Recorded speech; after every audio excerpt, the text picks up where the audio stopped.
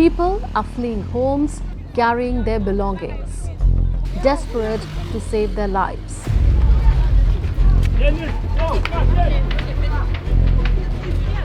The visuals are from Port-au-Prince, the capital of Haiti. Armed gangs launched a fresh attack on Haiti's capital. Delmas 30 is one of the worst hit neighborhoods in the city, where several residents were killed.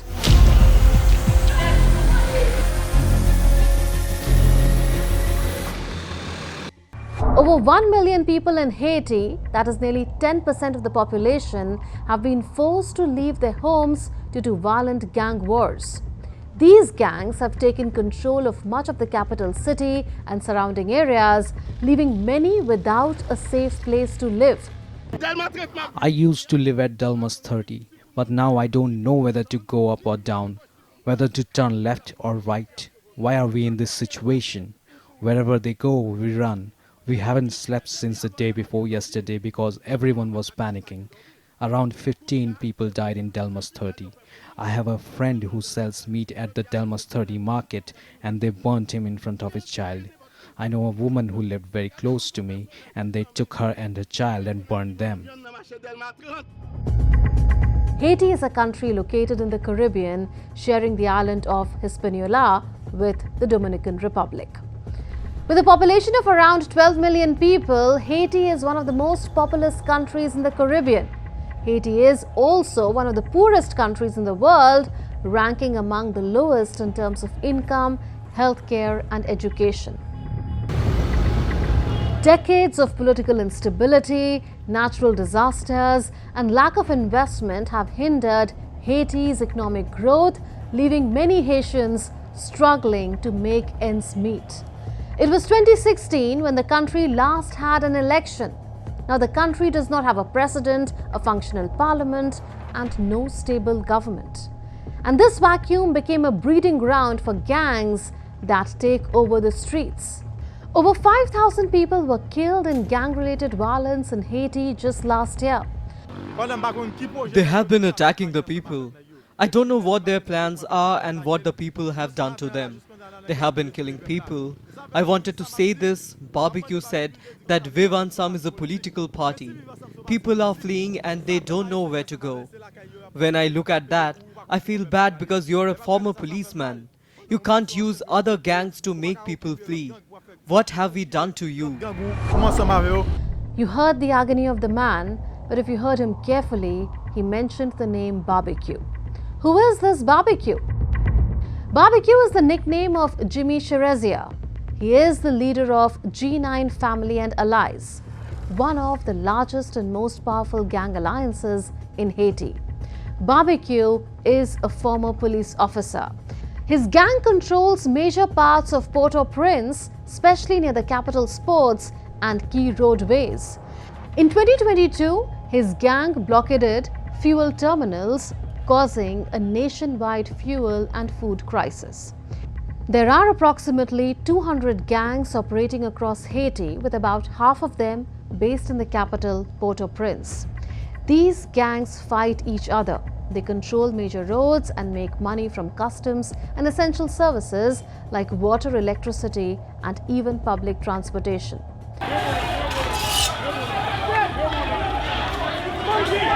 Haiti's gangs have expanded their control since the assassination of President Jovenel Moïse in 2021. The killing was carried out by Colombian mercenaries. This created a political power vacuum. Haiti was still recovering from the devastating 2010 earthquake that killed up to 300,000 people.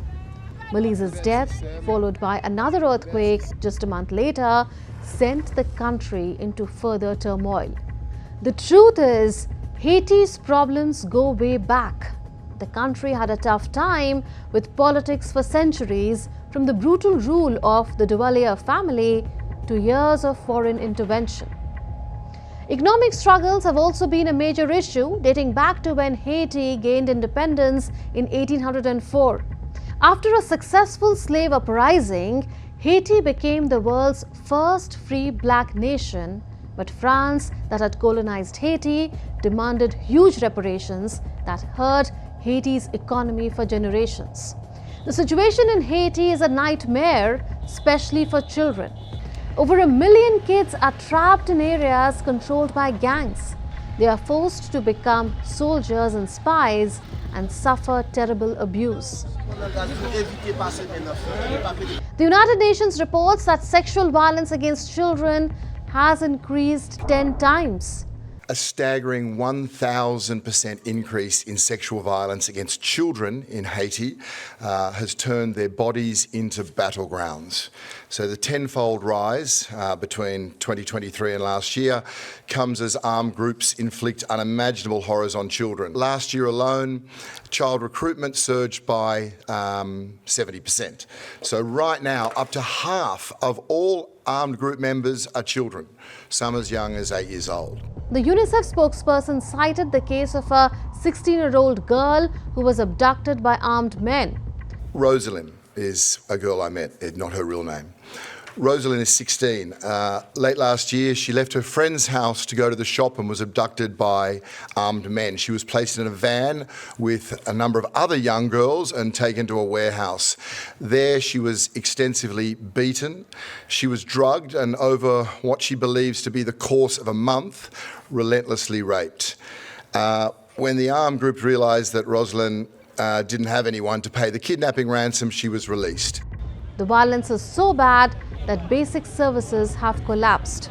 Kidnappings and murders of health workers have forced 2/3 of hospitals to close. Even flying in and out of the country has become too dangerous, with gangs shooting at planes.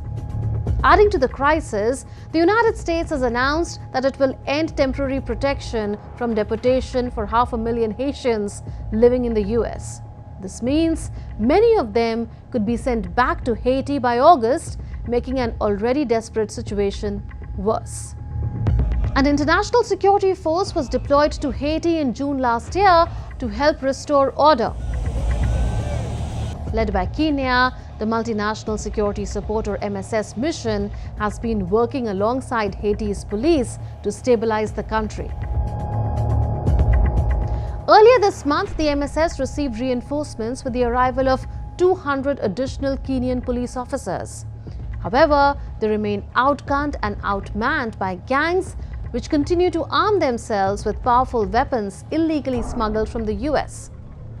The future of the MSS was thrown into uncertainty when the Trump administration ordered a freeze on foreign aid programs. This raised concerns about the mission's long-term viability despite contributions from officers from the Bahamas, Belize, El Salvador, Guatemala, and Jamaica. US Secretary of State Marco Rubio later approved a waiver allowing US funds to flow to the MSS and Haiti's national police. But it remains unclear whether Washington supports transitioning the MSS into a UN peacekeeping operation, which would provide more stable funding. Meanwhile, reports suggest that UN Secretary General Antonio Guterres is proposing the creation of a UN office to support the MSS. This office would provide drones, fuel, ground and air transportation, and other non-lethal resources to strengthen the fight against gangs. As Haiti fights for survival, the question remains: will the world step in before it's too late? That's all in this edition of Connecting the Dots. We'll see you next week with more raging issues. Until then, it's a goodbye from all of us in the Delhi newsroom. This is Munmun Bhattacharya signing off. Take care and stay safe.